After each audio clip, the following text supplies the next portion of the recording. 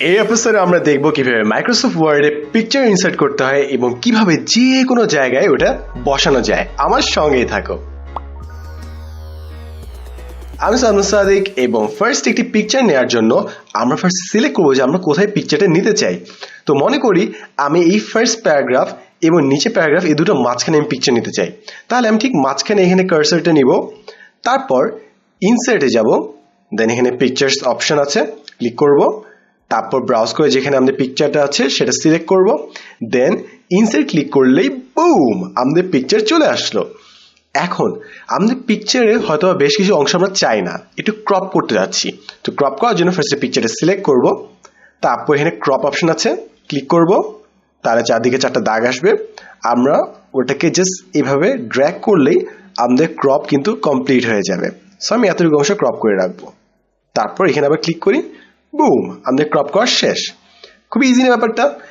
এখন আমি এই পিকচারটাকে মনে করি এখানে বসালাম। এখন আমি চাচ্ছি এটাকে ছোট করতে, সো আমি জাস্ট এটা ক্লিক করে ড্র্যাগ করে ছোট করে ফেললাম।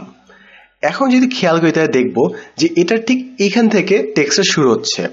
আমি যদি চাই যে পিকচারও থাকবে এর ঠিক পাশেও লেখা থাকবে, তাহলে কি করা যায়? তাহলে ঠিক এর উপরে এখানে একটা অপশন আছে, লেআউট অপশনস, এটাতে আমরা ক্লিক করব। তারপর এগুলোতে আমরা জাস্ট ড্র্যাগ করে দেখতে পারবো যেগুলো কি কি করে।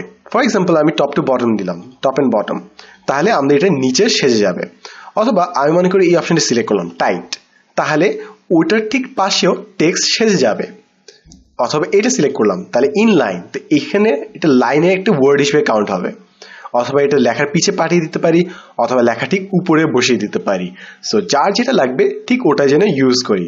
তো আপাতত আমরা এই নর্মাল লেআউটটাই রাখি, ডান। এরপর এন্টার প্রেস করে নিচে পাঠিয়ে দিই। এখন আমি এটা চাইলে আমি এক্সপ্যান্ড করতে পারি, এবং আমি যদি ফরম্যাটে যাই তাহলে দেখবো আমাদের বিভিন্ন পিকচার অপশনস আছে। সো চাইলেই আমরা বিভিন্ন ইফেক্ট মুহূর্তের মধ্যে এটাতে দিয়ে ফেলতে পারবো। সো খুবই সিম্পল না ব্যাপারটা। এবং আমি মনে করি এই পিকচার অপশনটা নিলাম, এরপর আমি পজিশনসে যেতে পারি, পজিশনসে যে এটাকে মাঝখানে বসাতে পারি পেজের, অথবা পেজের নিচে বসাতে পারি, একদম নিচে চলে গেল পেজের, অথবা পজিশন দিয়ে যে কোনো জায়গায় ইচ্ছা মতো বসাতে পারি। তো আপাতত এইখানে রাখি। এরপর আছে হচ্ছে র্যাপ টেক্সট, যেটা একটু আগেই দেখালাম, এই অপশনটা সিলেক্ট করে কাজ হয়। এবং এখানে আছে হচ্ছে আমাদের পিকচার বর্ডার, যদি আমরা কোনো বর্ডার দিতে চাই তাহলে বর্ডার সিলেক্ট করতে পারবো। এবং পিকচার ইফেক্টসে রিফ্লেকশন দিতে চাই, না গ্লো দিতে চাই, না সফট এজেস দিতে চাই, ওগুলো আমরা নিজেরাই সিলেক্ট করব। তো আপাতত আমরা প্রফেশনাল রাখতে যতটা সম্ভব কম এইসব ডিজাইন ইউজ করার চেষ্টা করব, ঠিক আছে? এবং ঠিক বাম পাশে খেয়াল করলে দেখবো আমাদের এখানে আর্টিস্টিক ইফেক্টস আছে, বেশ কিছু আর্টিস্টিক ইফেক্ট আছে, যার যেটা লাগবে ইউজ করব।